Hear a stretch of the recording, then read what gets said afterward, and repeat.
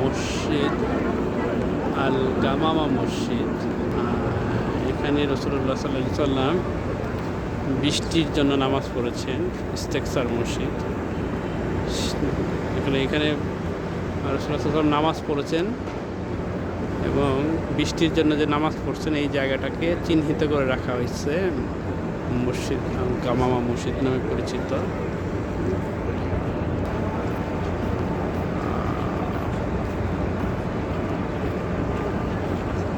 এটা হচ্ছে মসজিদে আবু বকর সিদ্দিক রাদিয়াল্লাহু তাআলা আনহুর মসজিদ।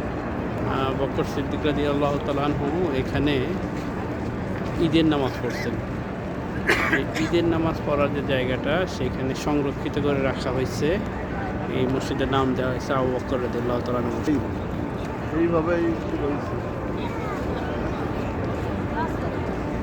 আবু বকর, তার পাশেই হচ্ছে মসজিদে গামামা।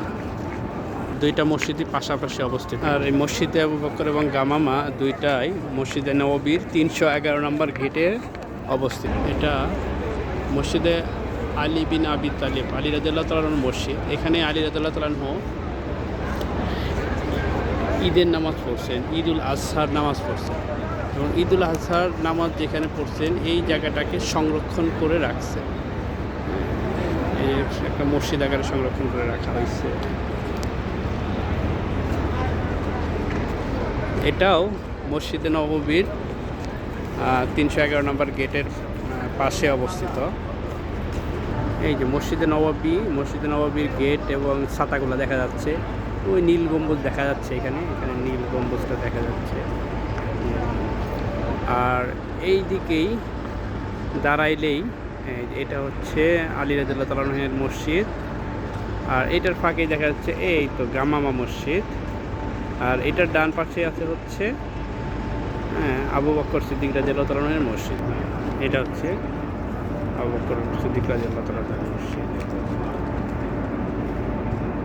এই দুই মসজিদের মাঝখানে একটা ফাঁকা ছোট একটা মাঠ আছে। ওই মাঠটা আসলে কবুতরের জন্য, কবুতর চত্বর বলা হয়। কবুতর এখানে এই যে বিভিন্ন জন খানা দিচ্ছে, তারা খাবার খাচ্ছে। এটাই হচ্ছে মসজিদে নববীর 311 নম্বর গেট।